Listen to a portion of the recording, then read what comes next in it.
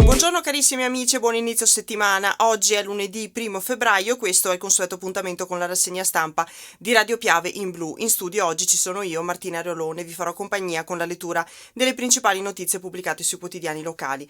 Partiamo con il Corriere delle Alpi. Il titolo di apertura è dedicato al fatto che oggi il Veneto è zona gialla e oggi riparte la scuola, e nel titolone in prima si legge anche: Veneto riparte la scuola, flop dei banchi a rotelle. Tornano in aula i ragazzi delle superiori con presenza al 50% e esplode il caso delle sedute mobili. Fanno male alla schiena, si legge virgolettato. I 9.000 pezzi inviati dal Ministero finiscono in magazzino, e c'è un approfondimento alle pagine 2, 3 e 4 che andremo a leggere a brevissimo.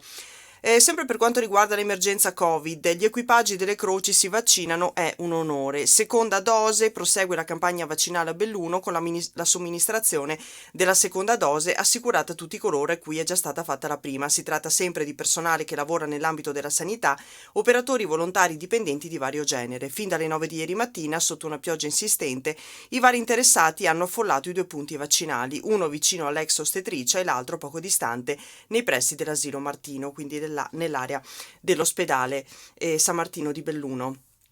E ancora parliamo di un lutto che riguarda la chiesa. Addio Don Tarsilio, ultimo desiderio, le campane suonate a festa, in questo caso siamo alla Monne. Suonate le campane a festa, era questo l'ultimo desiderio di Don Tarsilio Bernardi, il parroco è mancato nella tarda serata di sabato. Andremo a leggere anche questo articolo. E per quanto riguarda emergenza Covid ed economia, colonne del nuoto, stesso lavoro ma contratti e ristori diversi.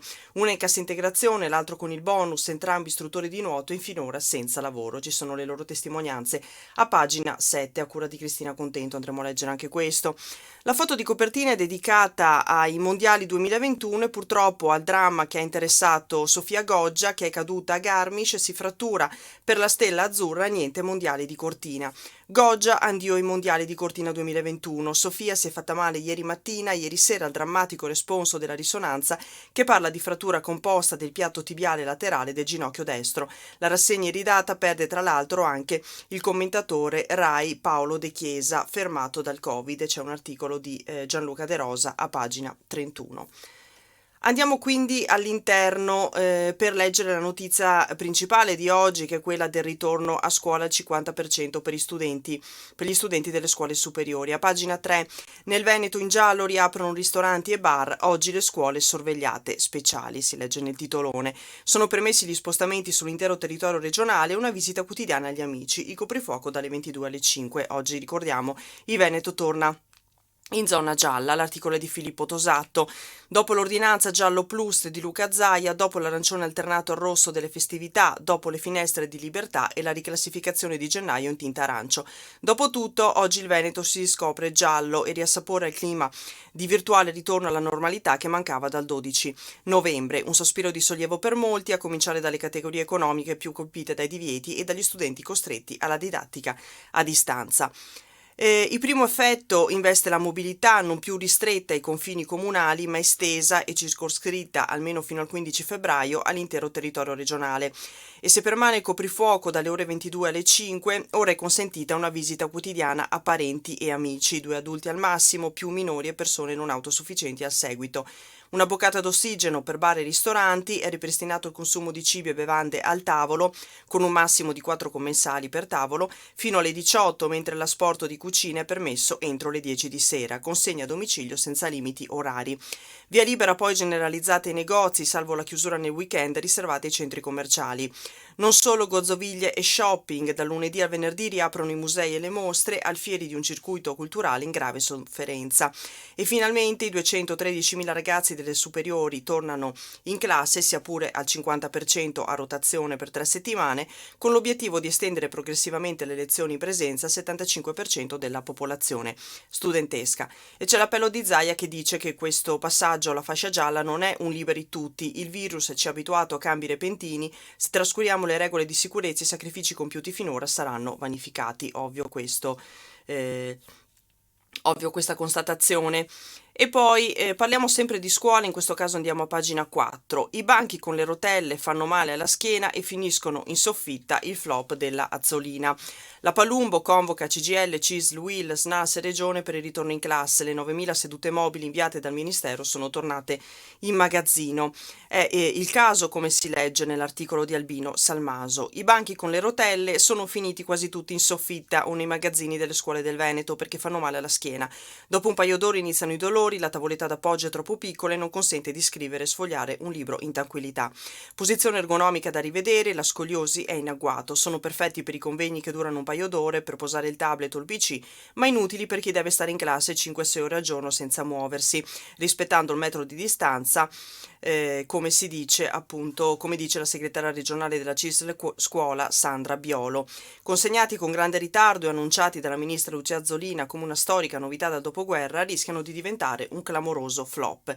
La gestione degli appalti è stata affidata al commissario Covid Domenico Arcuri, che nell'agosto scorso ha fatto un bando per 2 milioni, più di 2 milioni di banchi e 435.000 sedute innovative, con prezzi che oscillano dai 150 ai 300 loro uno. Sono perfetti per gli studenti superiori, purtroppo inutili per i ragazzini delle medie, così pare. E il grido di dolore si è levato venerdì scorso quando la sovrintendente scolastica del Veneto, Carmela Palumbo, ha convocato il prefetto di Venezia, gli assessori regionali Elisa De Berti ed Elena Donazzanni, i segretari di CGIL, CISL, UIL e SNALS. Tema la riapertura delle superiori al 50% con il piano dei trasporti potenziato grazie a 630 pullman presi a Nolo.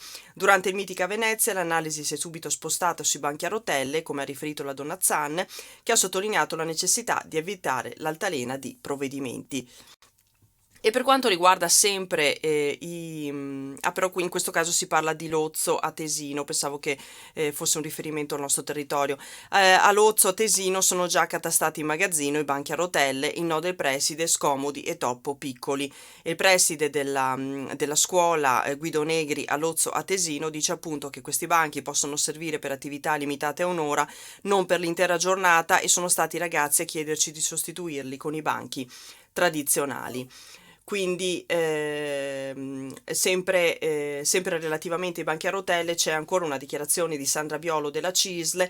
Con le classi pollaio è esploso il problema delle aule troppo piccole, 29-30 ragazzi gomito a gomito, hanno tolto gli attaccapanni, gli armadi, le cattedre sostituite con tavoli, ne ho viste di tutti i colori. Nelle elementari hanno introdotto banchi nuovi così piccoli che i quaderni non ci stanno e i ragazzi non riescono a scrivere. A settembre le regioni e il Ministero dei Trasporti hanno imposto che i bus viaggiassero quasi al 100% dei passeggeri, ora hanno accettato il 50%, meglio tardi che mai.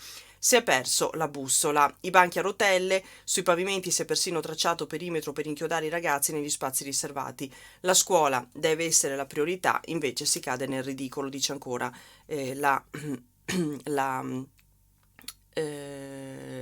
segretaria appunto della CISL, la segretaria regionale della CISL. E poi ci sono alcune fotografie che mostrano anche Bruna Codogno della Media Nievo di Belluno che prova i nuovi banchi e si mostra appunto quando erano arrivati nel territorio regionale proprio all'inizio della pandemia, e poi di fatto non sono mai stati utilizzati questi banchi a rotelle. Per quanto riguarda il vaccino anti-Covid, in questo caso siamo a pagina 5, in fila per il vaccino, per noi delle Croci un punto d'onore, obiettori fuori gioco. Seconda dose per i volontari, a Belluno da tutta la provincia, 2 Novax alla Croce Rossa di Feltre, sospesi dal servizio ambulanze. L'articolo è di Luca Maciga. Seconda dose, prosegue la campagna vaccinale a Belluno con la somministrazione della seconda dose assicurata a tutti coloro a cui era già stata fatta la prima. Si tratta sempre del personale che lavora nell'ambito della sanità, operatori e volontari, dipendenti di vario genere. La modalità è in drive-in e l'articolo prosegue con tutta una serie di interviste e di testimonianze alle persone che ieri sono state vaccinate. Ci sono i volontari della Croce Verde, i volontari della Croce Rossa e della Croce Bianca. Appunto, per quanto riguarda la Croce Rossa, tra i volontari c'è anche chi non ritiene di vaccinarsi e a tal proposito il presidente Andrea Zabotte dichiara: abbiamo un paio di casi Novax nel nostro comitato, questa situazione non crea contrasto, però queste persone devono essere sospese dal servizio ambulanza. Il presidente ammonisce ancora: a chi non vuole vaccinarsi mi sento dire che dovrebbero farlo, non solo per se stessi ma anche per gli altri, visto che una persona non vaccinata è un rischio per tutti. Tra i nostri volontari che si sono vaccinati nessuno ha avuto problemi, quindi è una cosa sicura, ha evidenziato appunto Andrea Zabotti, presidente della Croce Rossa di Feltre, e c'è anche l'articolo è arricchito anche da fotografie che mostrano alcuni volti delle persone appunto che ieri si sono fatte vaccinare. Sempre a proposito di vaccini, andiamo a una pagina realizzata sul Corriere delle Alpi che è relativa alle diverse tipologie di vaccino. Come funzionano i vaccini per combattere il Covid-19? C'è un articolo, un approfondimento a cura di Valentina Arcovio che spiega metodi di conservazione, prezzi ed efficacia contro tutte le varianti del virus. Ecco la mappa dei sieri messi a punto dagli scienziati nei laboratori del mondo. Si parla proprio per primo del Pfizer, l'unico da conservare a meno 70 gradi, è un vaccino di nuova generazione che contiene materiale genetico che ha al suo interno le istruzioni per produrre le proteine specifiche del coronavirus. Il vaccino deve essere conservato a una temperatura intorno ai meno 70 gradi e per questo la Pfizer ha sviluppato contenitori con materiale isolante e ghiaccio secco. Per quanto riguarda la Johnson Johnson, un altro vaccino, si legge nel titolo: per essere immuni basterà un'iniezione. Ricordiamo che per lo Pfizer devono esserci 2 dosi somministrate a distanza di almeno 21 giorni l'una dall'altra. Invece il del Johnson Johnson dovrebbe bastare una sola iniezione. Il meccanismo dovrebbe indurre il sistema immunitario a riconoscere e quindi a neutralizzare il Covid, prevenendo l'infezione. A differenza degli altri vaccini, funziona con una sola iniezione. Il siero della Johnson Johnson sarebbe efficace in media al 60%, mentre lo Pfizer al 95%. Il Johnson Johnson, secondo gli ultimi studi, sarebbe efficace contro la variante inglese, sudafricana e brasiliana. E poi parliamo di altri 2 vaccini che stanno arrivando e in alcuni casi sono già arrivati, come il Moderna, di cui 200 dosi sono pervenute già in provincia di Belluno. Efficacia fino al 100% contro le forme gravi. Si tratta di un altro vaccino di nuova generazione, materiale genetico che contiene le istruzioni per produrre le protezioni specifiche del coronavirus. Viene somministrato in 2 iniezioni a distanza di almeno 28 giorni l'una dall'altra e ha un'efficacia del 94,1 nel prevenire il Covid sintomatico e del 100% contro le forme gravi. E poi c'è l'AstraZeneca, che è il più economico, però sugli anziani è il più debole, è quello di cui parlavamo anche nei giorni scorsi, per cui si mostra un'efficacia del 59,5%, ma solo sulle persone che hanno meno di 55 anni. Non si sa ancora se sia efficace contro le varianti emergenti e nemmeno appunto l'efficacia è più debole sulle persone più anziane, quelle sopra i 55 anni, le persone di una certa età. E poi c'è ancora il Reitera, fiale ideate in Italia sui virus del gorilla. Il vaccino che prevede un'unica somministrazione, la conservazione avverrebbe una temperatura tra i 2 e gli 8 gradi centigradi. Il vaccino Made in Italy, che si basa su un virus del raffreddore del gorilla, non pericoloso per l'uomo, all'interno del quale viene inserito il codice genetico della proteina spike del SARS-CoV-2, cioè del Covid-19. Poi c'è il Sinopharm, quello made in Cina, che copre tutte le varianti, un vaccino a virus inattivato che usa cioè virus che vengono uccisi e mescolati a un adiuvante prima di essere iniettati nel paziente. Anche per questo ci vorrebbero 2 dosi a distanza di 21 giorni l'una dall'altra. L'efficacia si attesta al 79,34%. E poi c'è un altro vaccino di cui si è sentito parlare già in queste settimane, che è lo Sputnik, che è il farmaco di Putin che tenta l'Europa, è quello russo, il primo vaccino registrato nel mondo. Gli studi indicano un'efficacia al 91,4% e al 100% per le forme gravi. Non è ancora chiaro se questo vaccino funzioni contro le varianti emergenti che stanno preoccupando il mondo, e anche questo viene somministrato in 2 dosi.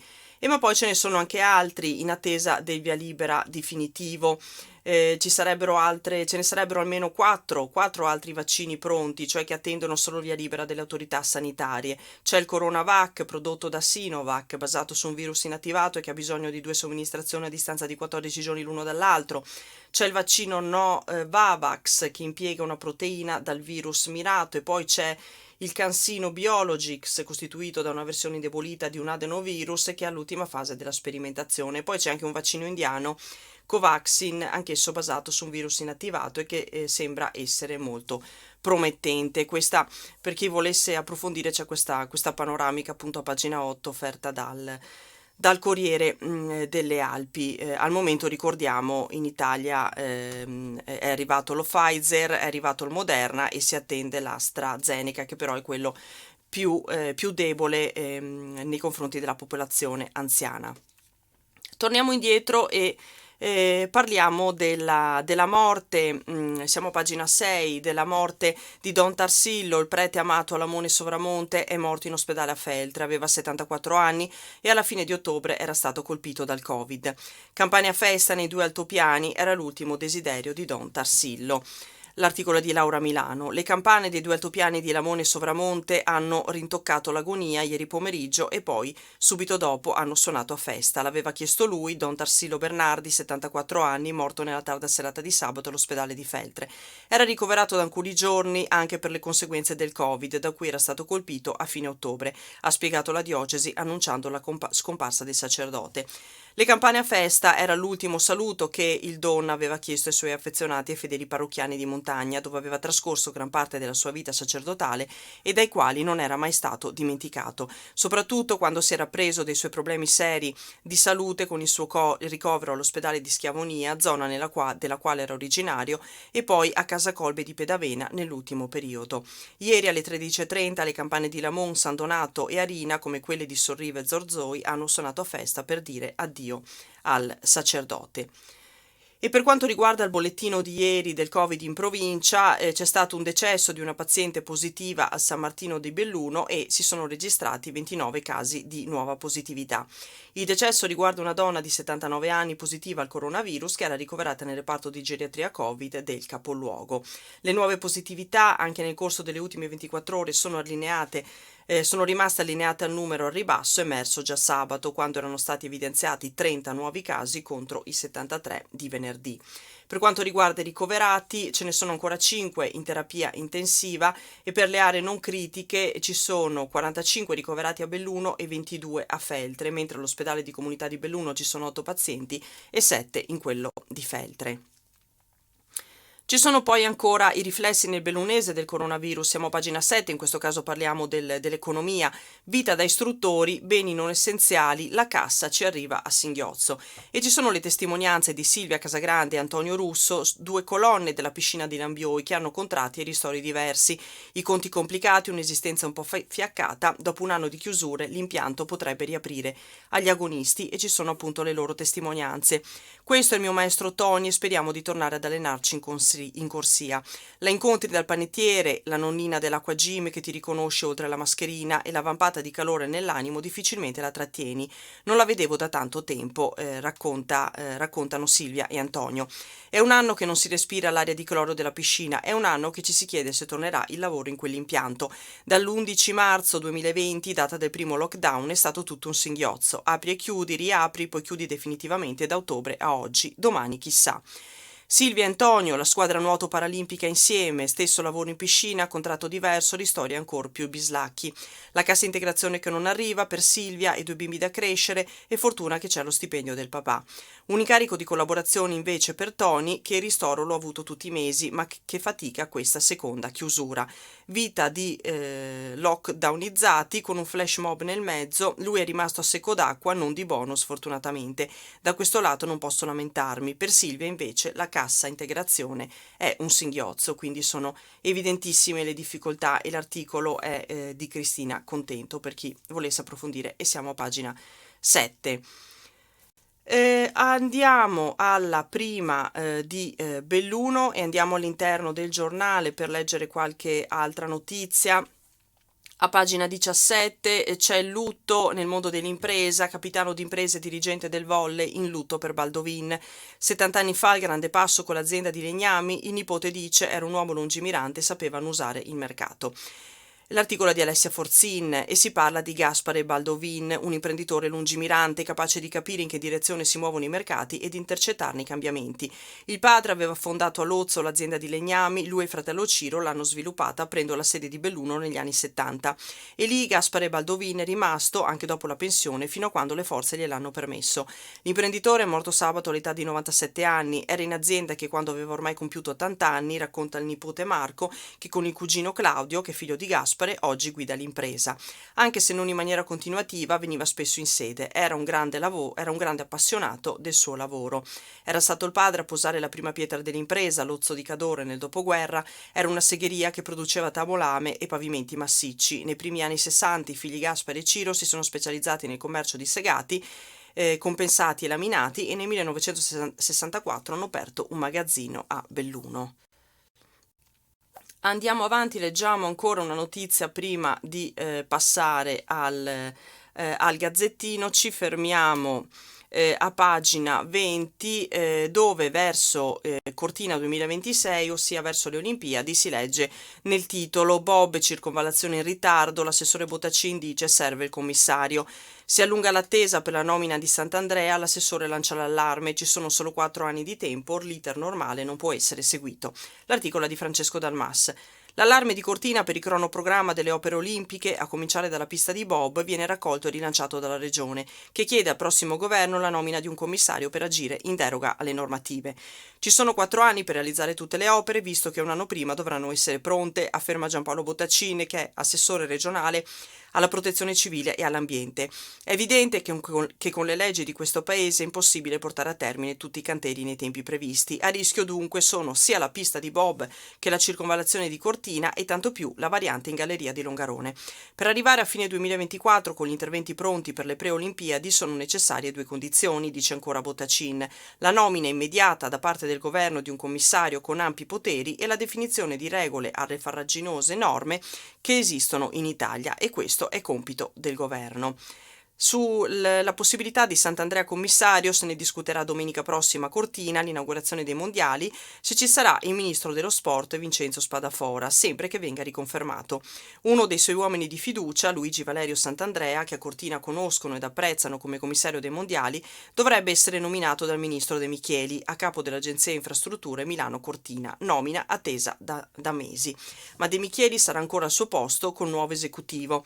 Le opere sono coordinate appunto da queste società a cui fanno parte le regioni, le province autonome e il governo, e la nomina serve subito, ammonisce appunto l'assessore Bottacin.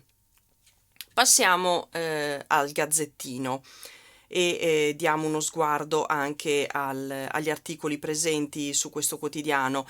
Nella prima pagina dell'edizione del Nord-Est si legge appunto: l'incognita del nuovo vaccino rallenta il piano del Veneto, i limiti di AstraZeneca, tempi più lunghi e per chi ha oltre 55 anni, è quello che leggevamo prima, e c'è un articolo a pagina 7 che andiamo subito a leggere. AstraZeneca per under 55, il Veneto deve rivedere il piano per gli anziani. La Regione vuole confermare gli inviti per i nati nel 1941 e 1946. Oggi ci sarà un vertice, ma senza la fornitura del terzo vaccino la programmazione subirà inevitabili rallentamenti.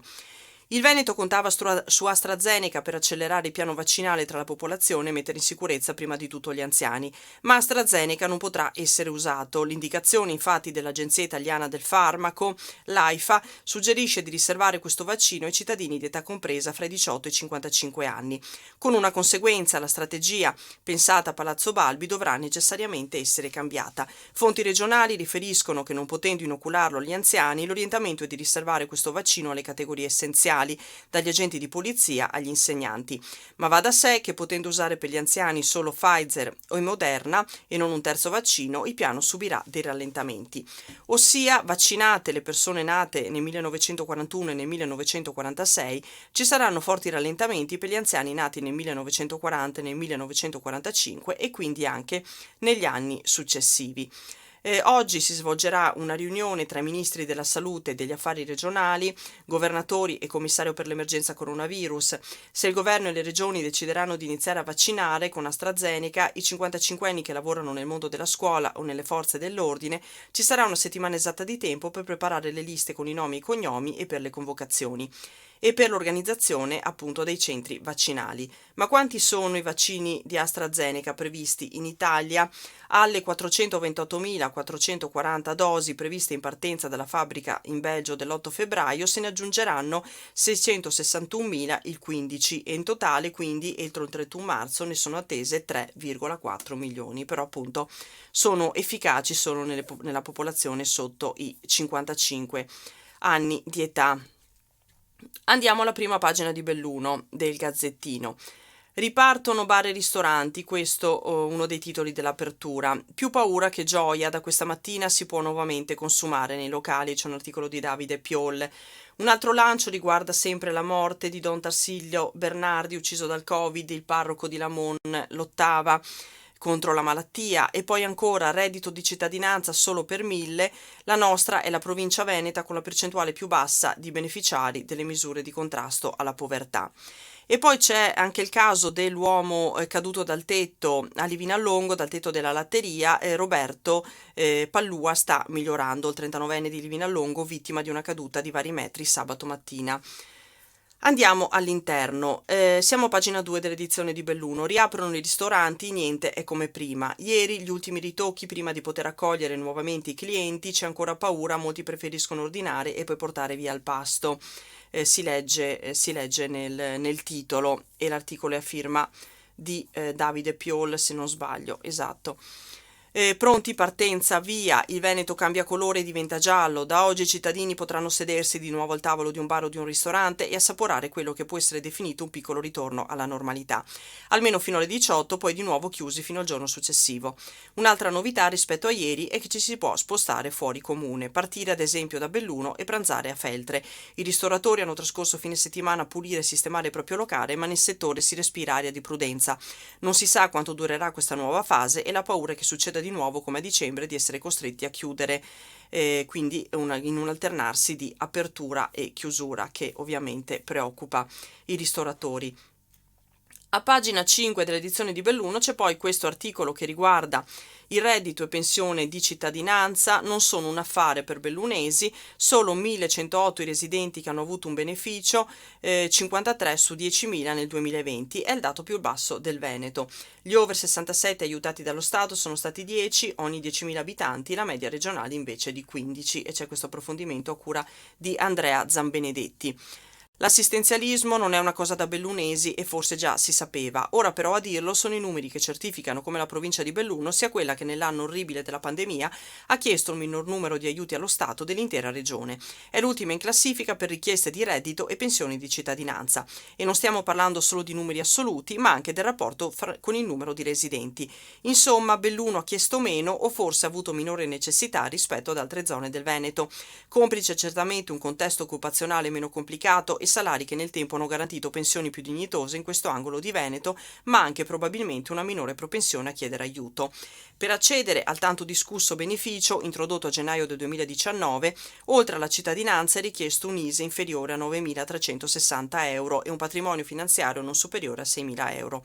Tra i paletti c'è anche quello del reddito familiare, che deve essere inferiore ai 6.000 euro all'anno. La pensione di cittadinanza si fonda sugli stessi limiti, ma è destinata a chi ha più di 67 anni. Il quadro generale dice che in provincia di Belluno i beneficiari di almeno uno dei due provvedimenti sono stati poco più di 1.000, cioè 1.180, in pratica 1.108, scusate, in pratica 53 ogni 10.000 abitanti, ben al di sotto della media regionale che conta 85 richieste sempre ogni 10.000 abitanti. A Treviso a fare richiesta sono stati 6.086. Il confronto con Rovigo, che si trova dal capo opposto della classifica, è impietoso. In questo caso sono 121 ogni 10.000 abitanti i beneficiari di almeno uno dei due sostegni, quindi più del doppio di Belluno, dove sono 53 ogni 10.000 abitanti, a Rovigo 121 ogni 10.000 abitanti. Leggiamo ancora un articolo e poi chiudiamo la rassegna di oggi. Parliamo appunto dell'uomo che è caduto aspettate che lo trovo, l'uomo caduto appunto dal tetto della latteria di Livinallongo. Vediamo dov'era l'articolo, a pagina 9, ci arriviamo subito. Eccoci qui, un secondo, ecco qui, il paese è in apprensione per Roberto che è stato operato, resta in rianimazione. La prognosi resta riservata, ma un leggero miglioramento c'è stato. Parliamo di Roberto, il 39enne di Livinallongo, vittima di una caduta di vari metri sabato mattina, che è sempre in terapia intensiva. Reduce dall'intervento chirurgico a cui è stato sottoposto nella stessa giornata di sabato, pare dare segni di risveglio. Attornato dalla famiglia, l'imprenditore può contare anche sull'affetto dell'intera valle di Fodom, dove titolare di una grande stalla meccanizzata e dove in inverno gestisce con il fratello Massimo il rifugio Pescoi nel comprensorio di Portavescovo. Erano circa le 10 di sabato quando l'uomo si trovava sulla copertura della latteria di Livinallongo, di cui è socio, assieme ad amici e colleghi avevano intenzione di liberare i pannelli solari dalla neve, ma l'obiettivo era quello di eliminare una parte della tanta neve esistente per evitare potenziali pericoli di tenuta del tetto, appunto. La dinamica della caduta non è stata definita, ma con ogni probabilità l'uomo è scivolato su una lastra di ghiaccio oppure, in alternativa, si è ritrovato a perdere l'equilibrio. Da qua la caduta nella parte posteriore dell'edificio, quella più alta. È stato subito chiamato il 118, che ha inviato sul posto l'ambulanza di Arab e l'elicottero del SUEM, che è atterrato proprio a fianco della struttura. I sanitari hanno stabilizzato l'uomo e hanno deciso di condurlo subito all'ospedale di Treviso, dove si trova appunto ricoverato in prognosi riservata. L'articolo è di Raffaella Gabrielli. E proprio con questo articolo chiudiamo la rassegna stampa di oggi. Auguro a tutti una buona giornata, vi aspettiamo con la rassegna domattina alle 8:30 sulle frequenze di Radio Piave e poi in video sulla pagina Facebook dell'Amico del Popolo. Un sereno lunedì a tutti, buon proseguimento di giornata e a prestissimo, grazie per l'ascolto.